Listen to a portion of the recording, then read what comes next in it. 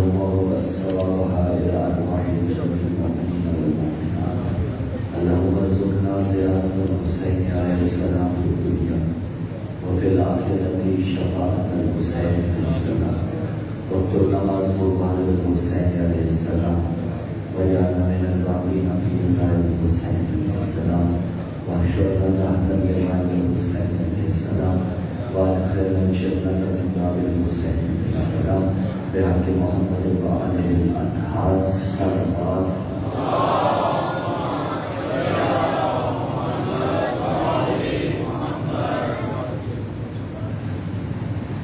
تھوڑا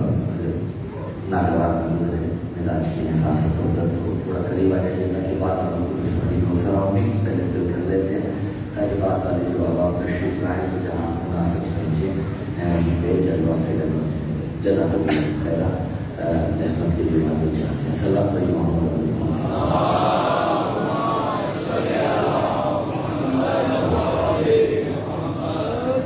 اعوذ باللہ السمیع العلیم من الشیطان اللعین الرجیم. بسم اللہ الرحمن الرحیم. بسم اللہ النور بسم اللہ نور النور بسم اللہ نور علی نور. بسم اللہ الذی هو مدبر الامور. بسم اللہ الذی خلق النور من النور وانزل النور علی النور. الحمد للہ الذی نور قلوبنا بنور ولایت المعصومین علیہم السلام. والصلاة والسلام على النبي الأمي العربي الأبتهي الهاشمي القرشي المكي المدني شمس الضحى بدر الدجى صدر الهدى نور الهدى كهف البلاء مصباح الظلم جميل الشيم شفيع الأمم صاحب الجود والكرم سید الثقلین نبی الحرمین امام القبلتین وسیلتنا فی الدارین محبوب رب المشرقین و رب المغربین جد الحسن والحسین ابی القاسم محمد.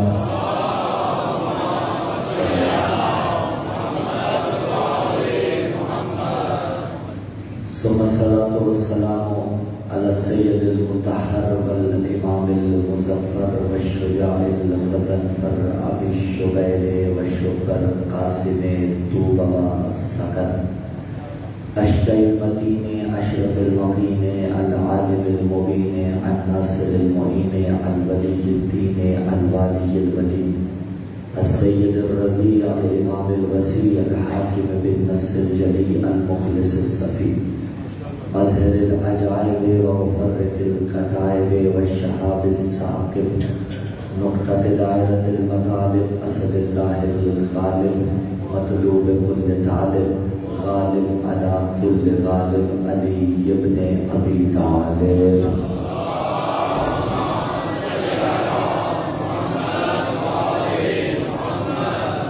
لا سيما ابنته السيدة الأزراء الزهراء الحوراء الصديقة الكبرى الطاهرة بالأفعال الرزية بالعدالة المرزية بالدلالة.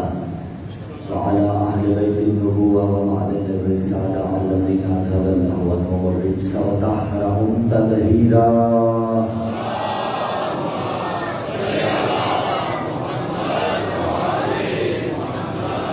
ولعنة الله على جميع أعدائهم. أما بعد قال الله تعالى في كتاب الله الناطق والقرآن الصادق والنور الصادق. بسم الله الرحمن الرحيم. ما ينطق عن الهوى إن هو إلا وحي يوحى وكان في مقام آخر. بسم الله الرحمن الرحيم. قل لا أسألكم عليه أجرا إلا المودة في القربى. السلام على الحسين وعلى علي بن الحسين وعلى أولاد الحسين وعلى أصحاب الحسين. خضوع ولایت سے مزین اور عطر مبتت سے معطر لہلہاتی ہوئی حسین کی صلوات کی تلاوت فرمائیں.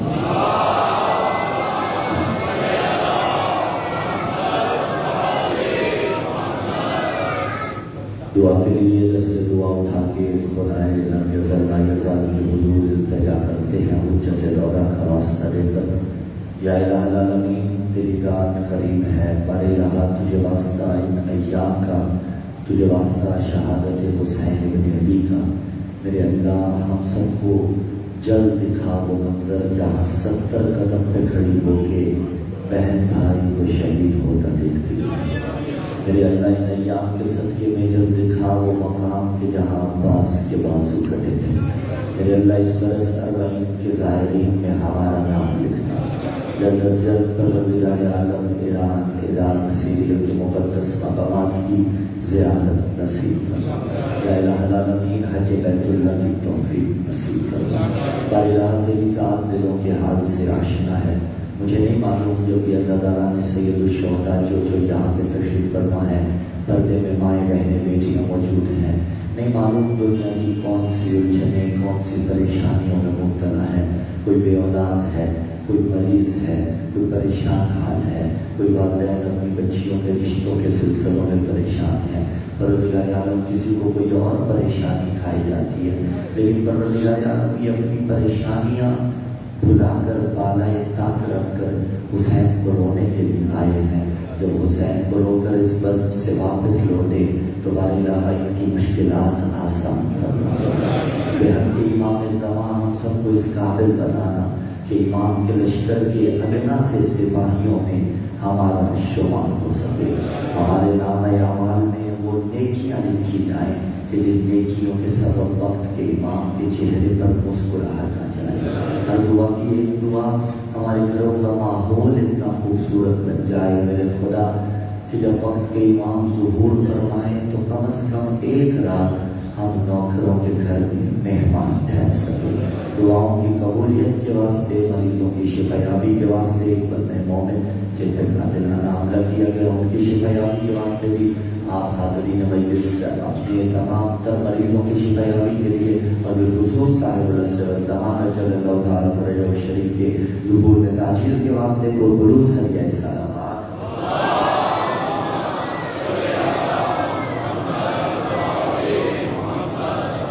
سامعین عزیزان، موالیان حیدر کرام، عاشقان عباس علمدار، ساکنان بزم معرفت، سرمستان باد ولایت، منتظرین منتظر حق، بحمد اللہ بتوفیق الہی و بتعیل محمد و آل محمد علیہ السلام، سلسلہ گفتگو پیمان بعزت مصطفیٰ اور معرفت ذوالقربہ اپنے چھٹے مرحلے میں داخل ہو چکا،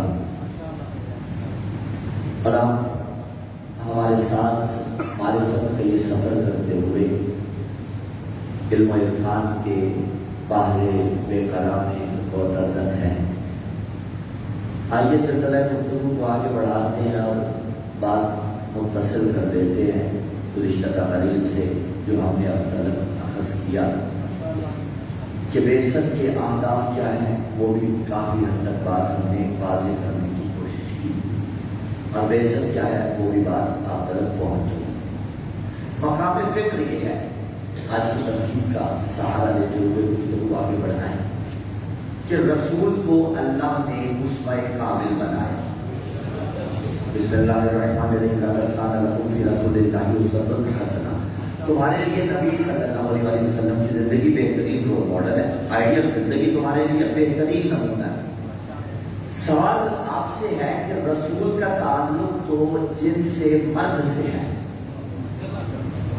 رسول کا تعلق ہے جن سے مرد کے ساتھ، معاشرے کے دو اہم افراد، ایک جن سے مرد اور دوسری جن سے عورت۔ البتہ اس کے علاوہ بھی جو ہیں وہ مخلوقات خدا ہیں، ان کے اپنے سے پروردگار عالم نے ان پہ ذمہ داریاں عائد کی ہیں، اور معاشرے کے لیے ایک پیغام دیا ہے کہ دیکھو اگر خدا نخواستہ کسی میں خلقت کا نقص آ جائے تو پھر معاشرے کی ذمہ داری کیا بنتی ہے۔ اس معاملے میں ہمارا معاشرہ بڑی ستم ظریفی سے گزر رہا ہے کہ نقص خلقت بشر کے بس کی بات نہیں ہوتی، ہاں نقص خلقت ایک جہت سے عیب ضرور ہے، لیکن اس کے بعد اس نقص خلقت کے عیب کو معاشرتی عیب پر غالب نہیں کرتے۔ بھائی حقوق تو اسے دینے ہیں نا، انسانیت کے ناطے، انسانیت کے ناطے تو اسے حقوق دیتے ہیں۔ تو اب معاشرے کے دو عام فرق، ایک جن سے مرد، ایک جن سے عورت۔ قرآن نے کہا کہ رسول اسوہ کامل ہے، لیکن مقام فکر یہ ہے کہ جو اسوہ کامل ہے اور لا شک کافی، جس میں نقص نہ ہو، رسول کہتے ہی اسے ہیں۔ نقص کوئی نہیں ہے رسول صلی اللہ علیہ وسلم میں، اسوہ کامل ہے، لیکن بعض احکامات ایسے ہیں کہ جو خاص طور پر مختص ہیں صنف ناسو کے ساتھ، صنف نسواں کے ساتھ، مستورات کے ساتھ، اور وہ کہ جو خاص طور پر مختص ہیں مستورات کے ساتھ، تو کوئی تو ایسی ہستی ہو آئیڈیل کہ اگر قرآن کہے لَقَدْ كَانَ لَكُمْ فِي رَسُولِ اللَّهِ أُسْوَةٌ حَسَنَةٌ کہ تمہارے لیے رسول کی زندگی میں بہترین اسوہ موجود ہے، تو کوئی تو ایسی ہستی ہونی چاہیے جو ہو عورت، لیکن عورت ہوتے ہوئے اس کی سیرت رسول کے سیرت جیسی ہو، اس کی گفتار رسول کی گفتار جیسی ہو۔ اسی لیے جملہ یہاں پہ کہہ دو سیرت سنبھالتے ہیں، اور بالخصوص اہل ادب سے میں خصوصی طور پر داد دوں گا۔ کون ہے بطول؟ کسے کہتے ہیں بطول؟ اس بی بی کو کہا جاتا ہے جو ذات میں بطول ہے، جو ذات میں بطول ہے اور بات میں رسول ہے، جس کے قول کی صداقت وہی ہے جو رسول اللہ کے قول کی صداقت، جس کی گفتار وہی ہے جو رسول اللہ صلی اللہ علیہ وسلم کی گفتار ہے۔ اور پھر جملہ سنبھالیے گا، اگلا جملہ، تاریخ میں بعض بیویاں ایسی تھی جو اگر نہ ہوتی تو بڑے بڑے مردوں کی قربانیاں رائگاں ہو جاتی۔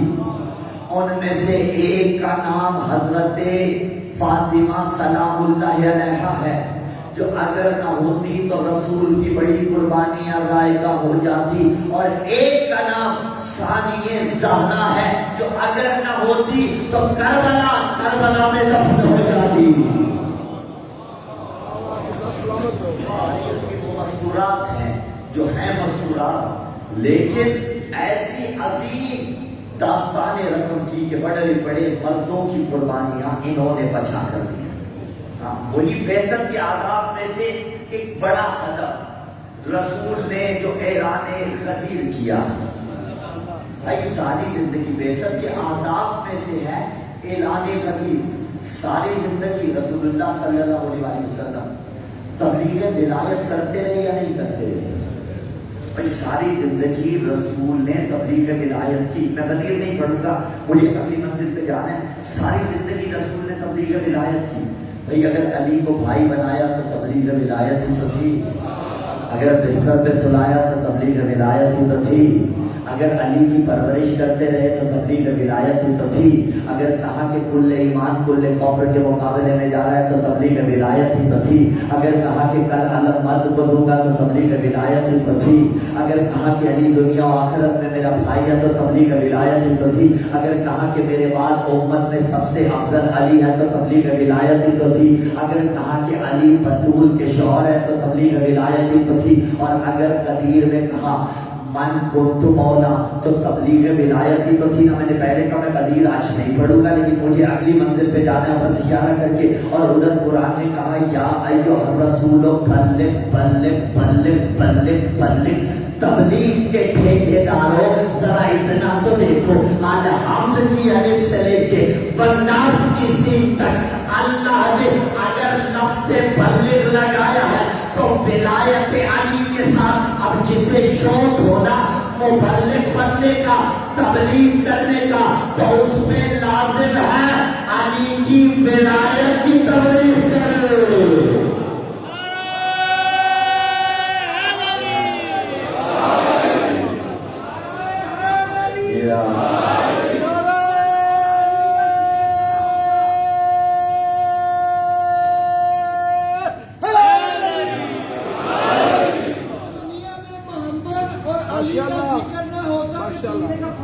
بے شک نہ فاتحہ ہوتی نہ درود ہوتا، ہر بندہ مردود ہوتا۔ نعرہ حیدری، لا شک بھی یہ وہ عظیم سعادت ہے ذکر رسول اور ذکر علی علیہ السلام۔ جنت سے پہلے آپ کے جملے کی تائید کرتے ہوئے سارے مجمع کے حوالے، جنت سے پہلے اس کی زندگی جنت ہے جسے علی ملا، اور جہنم سے پہلے اس کی زندگی جہنم ہے جسے علی نہیں ملا۔ جنت سے پہلے ہے علی، اگر مقدر میں آ جائے تو زندگی جنت۔ تو اب تبلیغ ولایت تمام عمر کرتے رہے، قدیر میں بھی خاص طور پر تبلیغ ولایت کی، لیکن جس نے اس ولایت کو بچایا، میں نے کہا نا جملہ ابتدا میں کہ بہت سی بیویاں ایسی ہیں جنہوں نے بڑے بڑے مردوں کی قربانیاں بچائیں، انہی میں سے ایک حضرت زہرا ہے اور سر فہرست حضرت زہرا ہے۔ اب رسول مبلغ ولایت ہے اور بی بی محافظہ ولایت ہے۔ جس ولایت کو رسول نے قدیر میں پہنچایا تھا، اسی ولایت کو بی بی نے بچایا تھا، اسی لیے بی بی کا لقب ہے مدافعہ ولایت۔ جملہ بہت بڑا کہنے لگا ہوں میں، اور بہت سی یہ اب سوشل میڈیا کی وساطت سے بات بہت دور دور تک جاتی ہے، میں بڑے سنبھل کے بات کروں گا اور جملہ بڑی ذمہ داری کے ساتھ کہنے لگا ہوں۔ فدق یا فدق جیسے بھی پڑھیے، فدق یا فدق یہ لغت کا اختلاف، لیکن فدق پھر ریپیٹ کروں گا، فدق جملہ ایک ہے لیکن ساری تاریخ اس میں پنہا ہے۔ فدق کھجوروں کا معاملہ نہیں تھا، فدق کھجوروں کا معاملہ نہیں تھا، آپ بھیگے آنا کیسے نہیں تھا، باغ تو کھجوروں کا تھا، جی کھجوروں کا تھا، لیکن جو اپنے مانگنے والے کو اونٹوں کی قطاریں دے دیتے ہو وہ کھجوروں کا باغ نہیں دے سکتے تھے۔ فدق کھجوروں کا معاملہ نہیں تھا، فدق جنگ تھی، ولایت علی ابن ابی طالب کی۔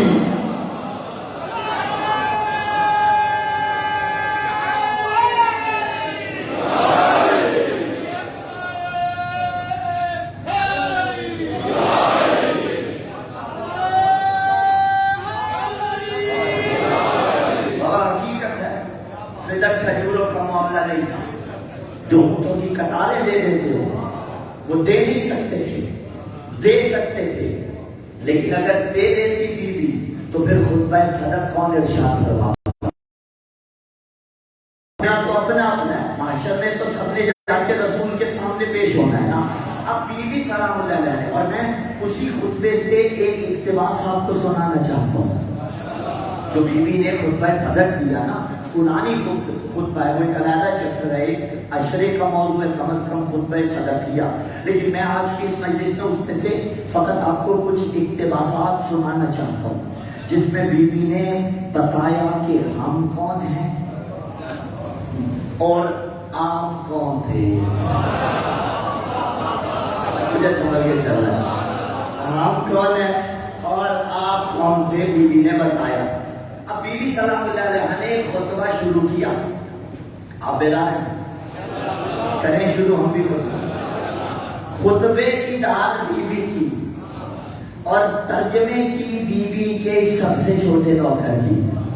بی بی سلام اللہ علیہ نے پڑھنا شروع کیا، اعلموا انی فاطمہ وابی محمد صلی اللہ علیہ وآلہ وسلم اقول عودا وبدءا ولا اقول ما اقول غلطا ولا افعل ما افعل شططا لقد جاءكم رسول من انفسكم عزيز عليه ما عنتم حريص عليكم بالمؤمنين رؤوف رحيم فإن تعزوه وتعرفوه تجدوه عبيدون نسائكم وأخبن عميدون رجالكم ونعم المعزي إليه صلى الله عليه وآله وسلم فبلغ الرسالة صالحا بالنظارة مائلا مدرجة المشركين ضاربا سبلهم أخذا بأقدامهم داعيا إلى سبيل ربه بالحكمة والموعظة الحسنة يجوف الأصنام وينكث الحامى حتى انهزم الجمع وبلغ التابوت حتى قبل الليل وانصره واسقط الحق عن واضحه ونطق زعيم الدين وخرست شكاك كل شياطين وطاح وشيد النفاق وانحلت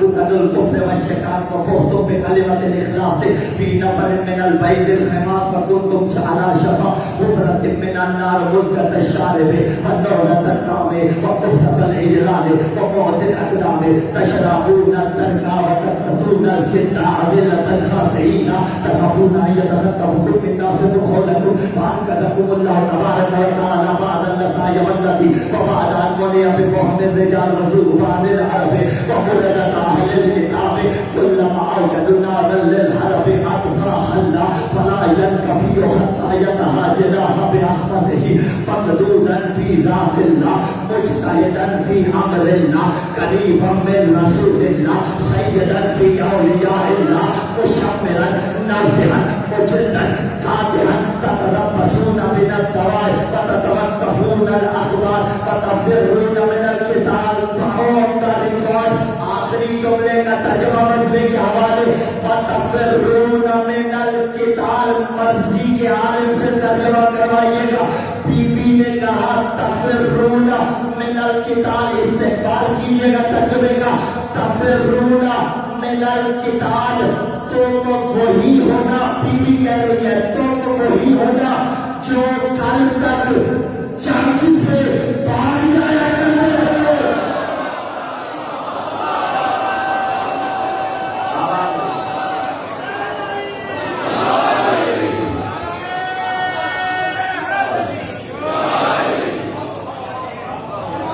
رسول کی بیٹی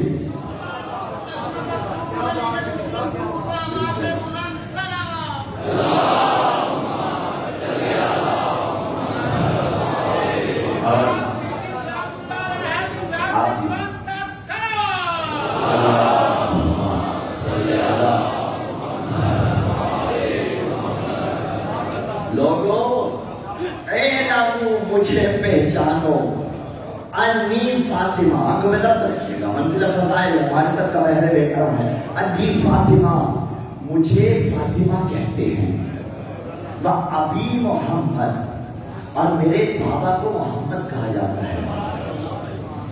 اقول اولا و بدعا میرا قول اول اور قول آخر ایک ہوگا. ولا اقول ما اقول غلطا میں غلطی نہیں کروں گی. آنسوائیں تمہارے ساتھ کیوں گی منزل فضائل پہ رکھے گا. یعنی میں غلطی نہیں کر سکتی. بلا افعل ما افعل شططا میرے قول میں تمہیں شائبہ نہیں ملے گا. میرا قول اول اور آخر سیم ہوگا. میں غلطی نہیں کروں گی. میرے قول میں شائبہ نہیں ملے گا. کیوں؟ اس لیے کہ صدیقۃ الکبریٰ ہیں. بھائی صدق اور کذب کی ڈیفینیشن کیا ہے؟ ممکن ہے یہ کوئی کہہ دے جوان کہ صرف سچائی کذب جھوٹ جی یہ تو ہے، لیکن اگر صرف کو ڈیفائن کرنا ہو تو ایسے نہیں ہوتا. اگر کذب کو ڈیفائن کرنا ہو تو ایسے نہیں ہوتا، بلکہ باقاعدہ اس کی ڈیفینیشن ہے. ایک تعریف، وہ تعریف آپ کی سماعتوں کی نظر کرو اور بات آگے بڑھاؤ. صرف کہتے ہیں واقع کے مطابق ہونا، اور کذب کہتے ہیں واقع کے برخلاف ہونا. صرف یعنی واقع کے مطابق اور کذب واقع کے خلاف ہونا. ابھی محترم المقام ناظم منبر عزیز بھائی نے اعلان کیا کہ جناح کالونی میں یہ بندہ حقیر خطاب فرمائے. آپ سب نے اعلان سن لیا. آپ وہاں آگے آپ سے چند لوگ آگے جو ٹائم انہوں نے بتایا تھا اسی ٹائم پہ مجلس عزابی تھی.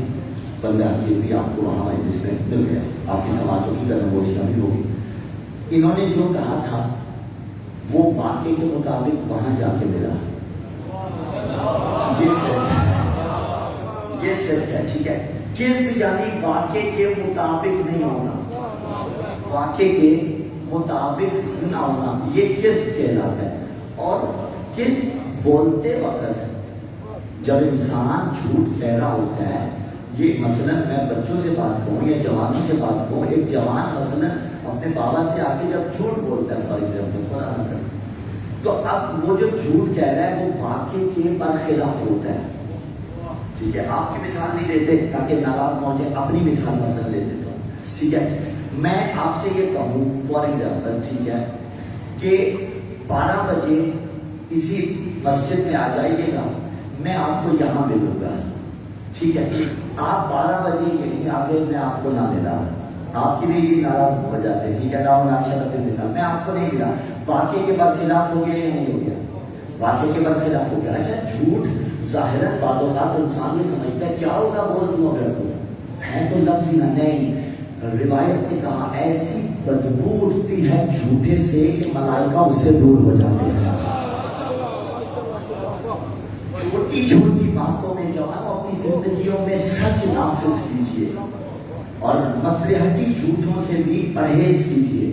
جب زندگیوں میں سچ نافذ کریں گے تو جھوٹ سے آپ کو نفرت ہونے لگے گی۔ اچھا تو سچ صرف سمجھ لینا، واقعے کے مطابق ہونا اور واقعے کے برخلاف ہونا۔ اور مثال لے لیتے ہیں، میں آپ سے پوچھوں، مجھے بالکل سامنے نظر نہ آ رہا ہو کہ باہر کا موسم کیسا ہے، میں آپ سے پوچھوں باہر موسم کیسا ہے، تو جواب یہ آئے گا کہ باہر دھوپ ہے، میں جا کے دیکھوں دھوپ تھی، ٹھیک ہو گیا، ہاں یہی مطلوب تھا۔ لیکن اگر باہر تھی دھوپ، لفظ سمجھیے گا، باہر تھی دھوپ، میں نے پوچھا باہر کیا ہے، جواب دینے والے کو پتا بھی تھا کہ دھوپ ہے، لیکن اس نے کہا بارش ہے۔ میں یہاں سے اٹھ کے گیا بارش دیکھنے، ادھر دھوپ تھی، اس نے کہا بارش ہے، ادھر دھوپ تھی۔ ایسا نہیں ہو سکتا تھا، اس نے کہا بارش تو وہاں بارش برس جاتی۔ ایسا نہیں ہو سکتا تھا، جتنا بھی متقی ہوتا، جتنا بھی پرہیزگار ہوتا، چاہے شخص زندہ دار ہوتا، ایسا نہیں ہو سکتا۔ ہم سے پوچھ لیجیے، ہم بھی ایسا نہیں کر سکتے، ہم تو زیادہ سے زیادہ سچے ہیں نا، یہ بتا سکتے ہیں باہر کا انوائرمنٹ کیسا ہے، واقعے کے مطابق کیا ہے، لیکن سچے ہونے میں اور سچوں کا لیڈر ہونے میں بڑا فرق ہوتا ہے۔ آپ وہی کہتے ہیں جو واقعے کے مطابق ہو، ایسا نہیں ہو سکتا کہ جو کہیں وہی واقعے کے مطابق ہو جائے۔ آپ بیوی نے کپڑے درزی کو دیے نہیں تھے، حسنین نے کہا ماں کپڑے کدھر ہے، بیوی نے کہا درزی کے پاس ہے، جبکہ دیے نہیں تھے، ادھر کہا درزی کے پاس ہے، ادھر جبرائیل آ گیا، انا خیاط الحسنین، میں حسنین کا درزی ہوں، کپڑے لے کے آیا ہوں۔ پتا چلا یہ جو جو کہتے جاتے ہیں وہ ہوتا جاتا ہے۔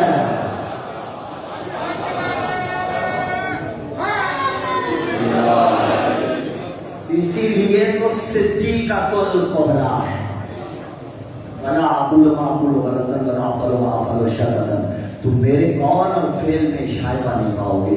لقد جاءکم رسول من انفسکم عزیز علیہ ما عنتم حریص علیکم بالمؤمنین رؤوف الرحیم، تمہاری طرف اللہ کا رسول آ چکا جو مومنوں پہ بڑا مہربان ہے۔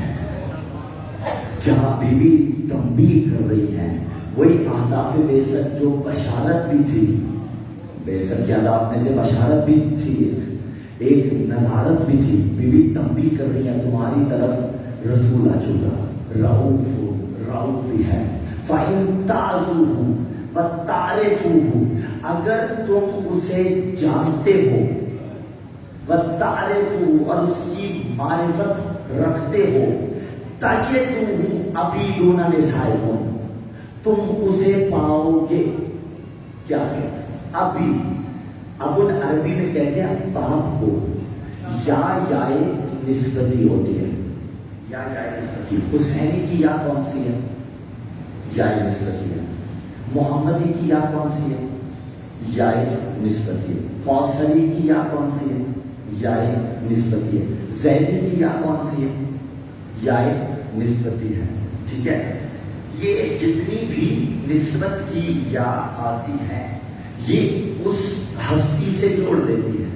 مثلا اگر کہا جائے زیدی تو جوڑ دیا سلسلہ حضرت زید علیہ السلام سے، اگر کہا جائے کہ حسینی تو جوڑ دیا سلسلہ حضرت حسین علیہ السلام سے، اگر کہا محمدی تو پیغمبر اسلام صلی اللہ علیہ وسلم سے جوڑ دیا، کوثری یعنی کوثر والے، ٹھیک ہے، علوی یعنی علی والے، یائے نسبتی ہوتی ہے۔ تو اگر کسی کو حسین کے مقابلے میں یزید کو لانا ہے تو اپنے ناموں کے ساتھ یائے نسبتی لگا کے رکھو، یزیدی نام، بھائی ہم لوگ وقت سے لگاتے ہیں نا، آپ بھی رکھ لیجیے، نہیں کر سکتے یہ جزارت تو یا نسبتی ہے، جہاں یا آ جائے اس کا مطلب ہوتا ہے نسبت والی یا. اب ان کہتے ہیں باپ کو، اور عربی میں ایک واحد دو تسنیہ جمع نہیں، اردو میں دو جمع ہوتی ہے، عربی میں دو تسنیہ ہوتے ہیں، تین جمع کے لیے آتا ہے، ٹھیک ہے، کم از کم جمع تین سے شروع ہوتی ہے. ابن واحد ہے، اگر ایک سے زیادہ کے لیے استعمال ہو تو پھر تسنیہ یا جمع کا صیغہ کیا جاتا ہے. بی بی نے فرمایا ابی محمد، اب باپ یا میرا، یا نسبتی لگائی، یعنی ابی محمد، میرا بابا محمد ہے، تمہاری عورتوں میں سے کسی کا نہیں. اور اگر کوئی اور بھی بی بی کے ساتھ شریک ہوتی تو بی بی کہتی ہم سب کا بابا محمد ہے، لیکن بی بی نے کہا صرف میرا بابا، یعنی بتا دیا محمد کی ایک بیٹی جسے فاطمہ کہتے ہیں.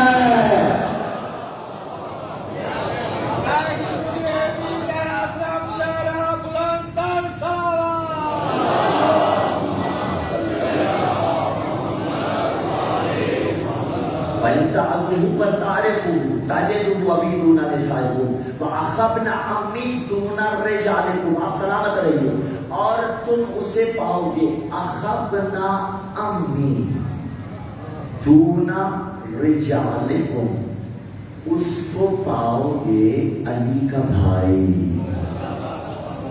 دونا رجالکم، میرے ابن علی کا بھائی اس رسول کو پاؤ گے. یہاں بی بی نے اپنی نسبت سے علی کا ذکر نہیں کیا، علی کی نسبت سے رسول کا ذکر کیا، یعنی بتایا جتنا شرف زہرا کے لیے رسول کی بیٹی ہونا ہے اتنا ہی شرف علی کی زوجہ ہونا ہے، اتنا ہی شرف علی کی زوجہ ہونا ہے. کیوں؟ روایت شاعر ہے نا، لولا علی لما کان لفاطمہ خوف من آدم الی یوم القیامہ. اسی لیے تو میر علی نے لکھا تھا کہ شمس الضحیٰ علی ہے تو بدر الدجا ہے، یہ وہ مرتضیٰ تو جان دل مصطفیٰ ہے، یہ بحر سخا علی ہے. رتبہ کیا ہے دونوں کا؟ وہ رتبہ بیان کرے نا. بی بی نے کہا کہ میرا بابا رسول، میرا شوہر نامدار علی کے جو اس کے بھائی ہیں، اسی لیے لکھا کہ شمس الضحیٰ علی ہے تو بدر الدجا ہے، یہ وہ مرتضیٰ تو جان دل مصطفیٰ ہے، یہ بحر سخا علی ہے، دوہرے بے بہا ہے، یہ عابد خدا ہے وہ تو کنیز خدا ہے، یہ زاہد ہے، حق پرست ہے، خوشخو ہے، نیک ہے، دونوں خدا کے فضل سے رتبے میں ایک.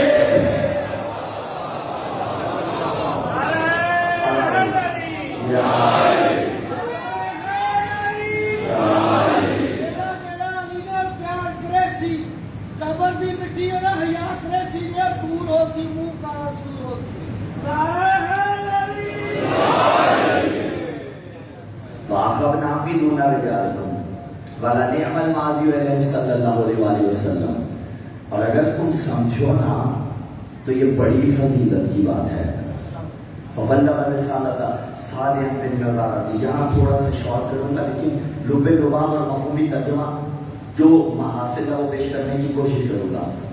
فَبَلَّغَ الرِّسَالَةَ صَادِقًا بِالنَّذَارَةِ مَائِلًا مَدَرَجَةَ الْمُشْرِكِينَ ضَارِبًا صَبَيْهُمْ آخِذًا بِأَقْدَامِهِمْ دَاعِيًا إِلَى سَبِيلِ رَبِّهِ بِالْحِكْمَةِ وَالْمَوْعِظَةِ الْحَسَنَةِ يَدُفُّ الْأَصْنَامَ وَيَنْكُثُ الْحَامَ حَتَّى انْهَزَمَ الْجَمْعُ وَغَلَّبَ الدَّبُرُ حَتَّى كَفَرَ اللَّيْلُ عَنْ صُبْحِهِ وَأَسْفَرَ الْحَقُّ عَنْ مَحْضِهِ وَنَطَقَ زَعِيمُ الدِّينِ وَخَرَجَتِ الشَّقَائِقُ الشَّيَاطِينُ وَانتَهَى الشَّيْبُ النِّفَاقِ وَانْهَلَّتْ عُقَدُ الْكُفْرِ وَالشِّقَاقِ وَفُقْتُمْ بِكَلِمَةِ الْإِخْلَاصِ فِي نَفَرٍ مِّنَ الْبَيْضِ الْخِمَاصَةِ وَكُنْتُمْ عَلَى شَفَا حُفْرَةٍ مِّنَ النَّارِ.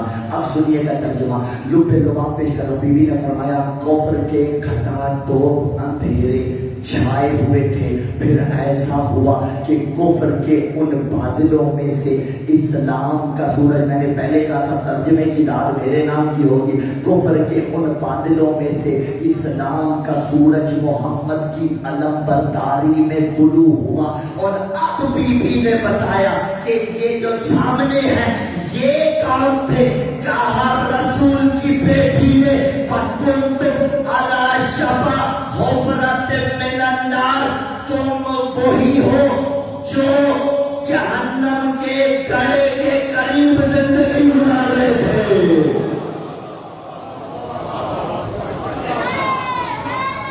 یا اتنا نہیں کہا مزگت الشارب ونہدت الطعام وقبض ادلان تشربون الترک، کہا تمہاری حیثیت، تمہاری ویلیو اتنی ہی تھی مزگت الشارب، جتنی پیاسے کے مقابلے میں ایک قطرے پانی کی ہوتی ہے،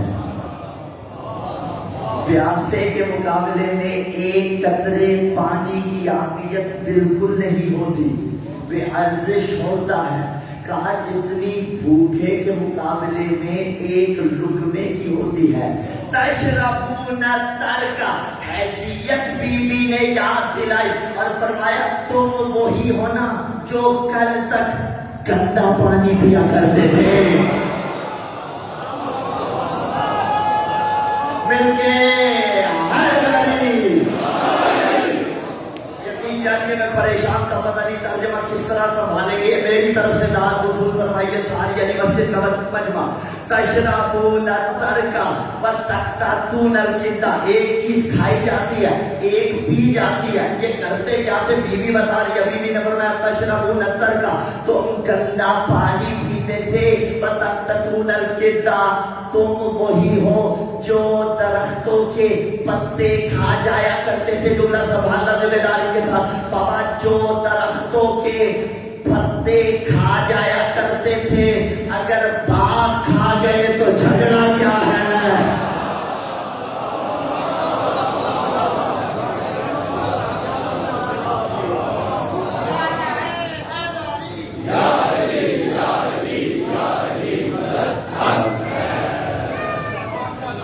میرے بابا نے تمہیں نجاست اور طہارت کی تمیز بتلائی ہے، کہ نجاست اور طہارت کی تمیز بڑی اہم ہے۔ یہی سے فقہی طور پر ماؤں بہنوں پردےدار بیٹیوں کے لیے اور ان جوانوں کے لیے دیکھیے، ہر صاف چیز ضروری نہیں کہ پاک ہو، ہر صاف چیز ضروری نہیں کہ پاک ہو۔ کیوں؟ اس لیے کہ طہارت کے اپنے قواعد ہیں نا، کسی بھی شے کو طاہر کرنے کے اپنے طریقے ہیں، قربانی ہو جاری پانی ہو تو کیا حکم ہے، اس جانب نہیں جانا۔ آپ علماء سے الحمدللہ محرابوں میں ممبروں میں سنتے رہتے ہیں خطبات جمعہ میں، اور خود بھی استفادہ کرتے ہوں گے توضیحات سے انشاءاللہ العزیز یقیناً۔ لیکن دیکھیے ہر صاف چیز پاک نہیں ہوتی۔ بھائی فرش نجس ہو جائے فار ایگزامپل، اس کو پاک کرنے کا ایک طریقہ ہے یا نہیں ہے؟ اگر قربانی سے جس کی تعداد 384 لیٹر ہوتی ہے کم از کم، اس کے ساتھ اگر کیا جائے تو ایک ہی مرتبہ سارا پانی پھیل جائے تو پاک ہو جاتا ہے۔ لیکن اگر قلیل پانی سے کیا اور ایک ہی بار پانی انڈیل دیا تو الٹا وہ پانی بھی نجس ہو جائے گا، اور ظاہری طور پہ اگر کوئی اس کو صاف کر دے تو ظاہری طور پہ صاف تو ہوگا لیکن پاک نہیں ہوگا۔ اب یہ پردے دار ماؤں بہنوں بیٹیوں کے ساتھ مربوط ہے کہ گھر آپ کے حوالے ہوتا ہے، من گھر سے باہر ہوتا ہے۔ یہ حکم فقہی طور پہ علیحدہ ہے کہ ہر شے جب تک نجاست کا یقین نہ ہو، یقین یعنی جب آنکھوں سے نہ دیکھو تب تک پاک ہے، ٹھیک ہے۔ لیکن گھر مستورات کے ذمہ ہوتا ہے، تو یہ عورت کے اوپر منحصر ہے کہ تمام مسائل نجاست اور طہارت کے لازمی واجبی طور پر جانے۔ تو واجب ہر ایک پر ہے کہ جسے نہ جاننے کی صورت میں خدا نخواستہ کوئی حرام انجام دے سکتا ہے، یا کسی نجس کو پاک سمجھ سکتا ہے، پاک کو نجس کر سکتا ہے، لیکن بالخصوص اس موقع پر ذمہ داری ہے ماؤں بہنوں بیٹیوں کی۔ تو بہرحال بیوی نے یہاں پہ فرمایا کہ تمہیں تمیز ہی نہیں تھی، انہیں پتہ ہی نہیں تھا کھانا کیا ہے پینا کیا ہے۔ رسول نے نجاست اور طہارت کی تمیز انہیں سکھائی۔ تمہاری حیثیت آگے چل کے اب بیوی علی کا تذکرہ کر رہی ہے، اور میں بتاؤں گا کیوں تذکرہ مولا علی کا بھی کیا، کیوں شجاعت کی بات کی۔ فرمایا جب بھی کوئی شیطان کے سینگ باہر نکلتے تھے اور فاغرت یا کوئی اسدحہ منہ کھولتا تھا، پیغمبر علی کو بھیجا کرتے تھے فلا ينكفيو حتى يقع جناحا بأخمس. علی تب تک واپس نہیں آتے تھے. تعبیر دیکھیے، جب بھی کوئی اژدہا سر اٹھاتا تھا، یعنی باطل کے سینگ جب نکلتے تھے، کوئی اژدہا سر اٹھاتا تھا، پیغمبر علی کو بھیجتے تھے اور علی تب تک واپس نہیں آتے تھے جب تک اس کے غرور کو اپنے قدموں سے مسل نہیں دیتے تھے.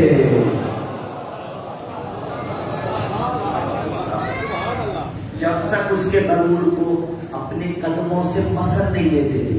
کیوں بی بی نے شجاعت کا تذکرہ کیا؟ یہی جو سوال کیا جاتا ہے، کیوں بی بی نے شجاعت کا تذکرہ کیا؟ یعنی بی بی نے بتایا کہ یاد رکھو، جس کی تلوار کل چلتی تھی آج بھی چل سکتی ہے، لیکن علی کو مجبور نہ سمجھنا، علی محمد کے دین کے لیے خاموش ہے. جس کی تلوار کل بھی چلتی تھی آج بھی چل سکتی ہے، آج بھی فتنوں کے سر کاٹ سکتا ہے علی، لیکن دین کے واسطے علی خاموش ہے. وہ علی جو خدا اور رسول کے قریب ہے، وہ علی ابن ابی طالب جو جد و جہد کرنے والا ہے. پھر آگے چل کے بیوی نے فرمایا کہ تفرون من القتال، تم قتال سے اعراض کرتے تھے. کیا مطلب؟ یعنی جن کے خلاف لڑنا تھا ان کے خلاف لڑے نہیں. اور یہ ہم سے آ کے اب اس طرح سے تو فدق کا مقدمہ دراصل مدافع ولایت کا خطبہ ہے. بعثت کے اہداف کو بھی نے بچایا ہے. ہاں، اس نے موضوع کو کرتے ہوئے بولا، یعنی بعثت کے اہداف میں سے ایک تھی تبلیغ ولایت، اور بی بی نے انہی بعثت کے اہداف کو بچایا ہے. تو کیا خیال ہے امت مسلمہ کا؟ اگر اہداف بعثت کو زندہ رکھنا ہے تو پھر زمانے کے اندر خطبہ فتح لوگوں کو پڑھنے کے لیے دیا جائے. میں انتشار کی بات کوئی نہیں کر رہا، میں کہہ رہا ہوں زمانے کو فیئر ہو کے خطبہ فتح پڑھنے کو دیا جائے، اس کے بعد نیوٹرل ہو کے ہر قاری پہ نتیجہ چھوڑ دیا جائے کہ فتح کا خطبہ پڑھنے کے بعد آپ کس کے ساتھ جانا چاہتے ہو.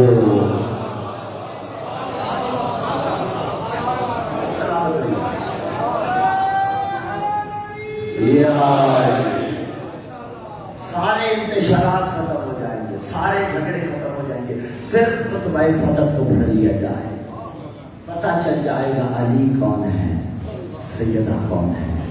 ہاں، وہ سیدہ جو کھڑی حق مانگتی رہی اور آ کے کہا تھا یا علی، وہ مجھ سے اونچی آواز میں بات کر رہے. جملہ کہوں عزادارو، کربلا کا سب سے چھوٹا شہید حضرت علی اصغر، لیکن آل محمد کے گھرانے میں اگرچہ کربلا کا نہ صحیح لیکن اس سے بھی چھوٹا ایک شہید ہے. اور اگر وہ جو اصغر سے بھی چھوٹا شہید ہے شہید نہ ہوتا نا تو شاید اصغر کے گلے پہ 3 پھل والا تیر نہ لگتا. اگر جناب محسن شہید نہ ہوتے تو پھر اصغر کے گلے پہ شاید تیر نہ لگتا. ایک جملہ میں نے بارہا مجلسوں میں کہا، جہاں جہاں بھی جاتا ہوں اس جملے کو بار بار منزل مسائل میں پڑھتا ہوں، اور یہی جملہ میری زندگی کا سرمایہ ہے منزل مسائل کا. رونے والے عزاداروں، جب بھی روتے ہو نا حسین کو، یہ جملہ لازمی ذہن میں رکھا کرو، حسین محتاج نہیں تھے. اگر میرے مولا انگشت کا اشارہ کر دے فرات میرے مولا کے قدموں میں آ جاتی. اگر حسین دعا کرتے فرات کا رخ مڑ کے میرے مولا کے قدموں میں آ جاتا. لیکن جو اتنا مختار تھا بے عزت اللہ، تصور کیجئے کیسے اصغر کے لیے پانی مانگ رہا. حضرت حسین نے کئی مقام پہ استغاثہ بلند کیا، ہر میں ناصر ینصرنا، جس میں سے ایک مقام پہ جب استغاثہ بلند کیا، خیام میں کوہرام بتا ہوا، بیویاں رو رہی ہیں، اصغر تڑپ رہا ہے. حسین خیموں میں آئے، بیویاں تو خاموش ہو گئی، اصغر خاموش نہیں ہو رہے. میں لفظ بدلوں گویا اپنی زبان حال سے. علی اصغر یہ کہہ رہے تھے، بابا تو جو دشت بیابان میں مدد کے لیے پکار رہا ہے، بابا مجھے لے جا میدان جنگ میں، اصغر اکبر بن کے لڑنے کے لیے تیار. اجرکم اللہ، اصغر اکبر بن کے تیری نصرت کرنے کے لیے تیار. حضرت حسین نے علی اصغر کو لیا، آئے ہیں میدان کربلا میں بلا تشبیہ، ہاتھوں پہ اٹھایا. عجیب جملے روایت کے ملتے ہیں. حسین علیہ السلام نے فرمایا، حل انا المذنب ام ھذا الرضی. ارے او فوج اشقیا، اگر تمہارے نزدیک قصور ہے، حسین کا قصور تو کوئی نہیں تھا نا، لیکن کہا اگر تم سمجھتے ہو کہ میرا قصور ہے تو تمہارے نزدیک میرا قصور ہوگا، میرا اصغر تو بے قصور ہے. اجرکم اللہ، اللہ آپ کی ہائے قبول کرے. میرے اصغر کو تو ایک گھونٹ پانی کا پلا دو. حضرتاروں پھر مولا نے فرمایا، کیا میرے کاندھے پر نانا کی عبا نہیں؟ کیا یہ امامہ وہ نہیں جسے رسول پہنا کرتے تھے؟ اور کیا میرا نانا رسول نہیں؟ کیا میری ماں بطول نہیں؟ کیا میرے بابا کا نام علی نہیں؟ حضرت حسین یہ جملے کہہ رہے ہیں. ادھر عمر سعد لعین نے حرملہ لعین سے کہا، اقطع کلام الحسین، حسین کے کلام کو قطع کر. میں ترجمہ بدل کے کروں، گویا کہہ رہا تھا یہ لعین، حرملہ اصغر کو پانی پلا، اصغر کی پیاس ختم کر. عزادارو، حسین کے ہاتھوں پہ علی اصغر تھا، تڑپ بھی نہیں سکتا تھا، اس لیے کہ اصغر پہ وہ ساری کیفیتیں آئیں جو مچھلی پہ آتی ہے. جب پانی سے نکلتی ہے تڑپتی ہے، جب تڑپنے کی سکت نہ رہے لب ہلاتی ہے، جب لب ہلانے کی بھی سکت نہ رہے وہیں پہ سکت ہو جاتی ہے. اصغر حسین کے ہاتھوں پہ ایسے تھا جیسے کوئی بے جان شے ہوتی ہے. ادادارو، اس نے کہا حسین کے کلام کو قطع کر، اور 3 پھل والا تیر جو عربوں نے قسم کھا رکھی تھی انسانوں پہ نہیں چلانا، حیوانوں پہ چلائیں گے، لیکن دستور بدلا کربلا میں. ادھر 3 پھل والا تیر کمان میں آیا، لیکن عزادارو اس تیر نے کیا کیا وہ بعد میں پڑھتا ہوں. پہلے 3 پھل والے ایک اور تیر کا اثر سنیے. 3 پھل والا ایک تیر روز عاشور بی بی کے بیٹے حسین کو بھی مارا گیا تھا، میرے آپ کے قریب امام کو بھی مارا گیا. اور عزادارو، جب 3 پھل والا تیر حسین مولا کے سینے پہ لگا نا، تو روایت نے کہا حسین سے سامنے سے تیر کھینچا نہیں، کریے سوال کہاں سے نکالا؟ بلا تشبیہ پشت سے نکالا. اجرکم اللہ، جب پشت سے نکالا خون کا فوارہ جاری ہوا، حسین کا سینہ چھلنی ہو گیا، حسین کے سینے میں سوراخ ہو گیا.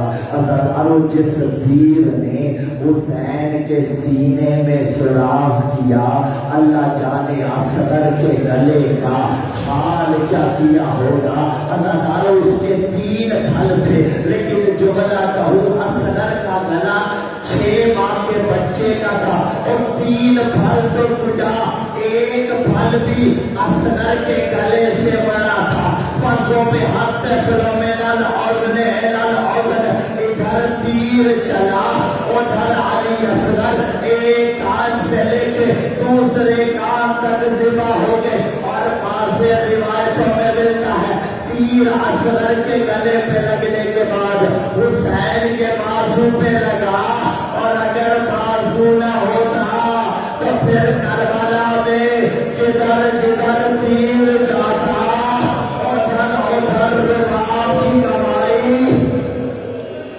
اجرکم اللہ کرتے آئیے گا تیاری. ادھر ادھر رباب کی کمائی جاتی. ننھی اولاد والوں دل دکھے تو معاف کرنا، لیکن پردہ کیسے ڈالا جائے؟ چھوٹے بچوں کے گلوں پہ مائیں رومال باندھ دیتی ہیں کپڑے کا بنا ہوا، اور اگر وہ سختی سے بندھ جائے گلے پہ نشان پڑ جاتا ہے، اس لیے کہ نازک جلد ہوتی ہے. عزادارو اگر کپڑا سختی سے بندھے نشان پڑ جاتا ہے، 3 پھل والا تیر لگے، اللہ جانے اصغر کی کون سی رگ کہاں سے کٹی، ارے گوشت کہاں سے لٹکا اور حسین کے ہاتھوں پہ آیا. اللہ دارو اللہ کسی باپ کو یہ منظر نہ دکھائے کہ چند دن کا بیٹا اس کے ہاتھوں پہ ہو، ننھا سا بچہ مردار حالت میں اس کے ہاتھوں پہ ہو. اور اگر زندگی میں تم نے کوئی ایسا منظر دیکھا اس باپ کے چہرے کی بے بسی کو یاد کرو اور حسین کو یاد کرو. عزادارو کسی کا چھوٹا سا بچہ مر جائے اور اس کے ہاتھوں پہ ہو، وہ معاشرہ آگے کیا کہتا ہے؟ تو لاشا ہمیں دے، تو نہیں اٹھا سکے گا. ارے لاشا لے نہیں سکتے تھے، ظلم تو نہ کرتے. حسین کے ہاتھوں پہ علی اصغر تھے. حسین بن نمیر لعین نے ایک تیر کمان میں کھینچا اور مارا. کہا حسین کے ہاتھوں پہ اصغر تھے. حسین لعین کا تیر زہرا کے بیٹے کے لبوں پہ آنے لگا. اجرکم اللہ اجرکم اللہ. حسین کے لب بھی زخمی ہوئے. عزادارو زخمی شدہ علی اصغر حسین کے ہاتھوں پہ تھے. حسین کئی مرتبہ خیمے کی طرف بڑھے ہیں، کئی مرتبہ پیچھے ہٹے ہیں. بڑھتے کیوں تھے؟ اصغر کی ماں کو دکھا دوں. ہٹتے کیوں تھے؟ ماں دیکھ کے مر نہ جائے. عزادارو جو چھوٹی اولاد والے بیٹھے ہو، اللہ نے تجھے ایک بیٹا دیا ہو، ایک بیٹی دی ہو، بیٹی تھوڑی بڑی ہو، بیٹا تھوڑا چھوٹا ہو. جب آپ بیٹی کو لے کے گھر سے باہر نکلو نا تو بیٹی راستے میں کھڑی ہوتی ہے، دروازے میں کھڑی ہو جاتی ہے. جب واپس لوٹو استقبال کر کے کہتی ہے میرا بھیا مجھے دے دے. عزادارو حسین واپس لوٹے ہیں. سکینہ نے استقبال کیا اور کہا بابا لگتا ہے اصغر کو پانی پلا کے لے آؤ. عزادارو حسین نے جواب کوئی نہیں دیا. اس کے بعد کہا رباب کدھر ہے؟ بی بی رباب آئی. حسین نے ذبح شدہ علی اصغر بی بی کے ہاتھوں پہ رکھا. ماں بہن کیسے کا جملہ اور بی بی نے 2 بیان کیے. پہلا بیان کیا تھا اصغر، ارے قرآن کہتا ہے مائیں اپنے بچوں کو اور 2 سال تک دودھ پلائے اور ماں قربان تو نے تو 6 بابی دودھ نہ پیا. اور دوسرا بیان کیا اصغر کیا تیرے جیسے بچوں کو ایسے نہر کیا جاتا ہے جیسے اونٹوں کو نہر. عزادارو حسین نے ذبح شدہ علی اصغر دفن کر دیا. اب جب سر گر رہے تھے انہوں نے کہا ایک سر کم ہے. ایک لعین نے کہا میں نے حسین کو کچھ دفن کرتے دیکھا تھا. اب طالبوں نے زمین میں نیزے مارنا شروع کیے. ایک نیزے پہ حسین کا اصغر.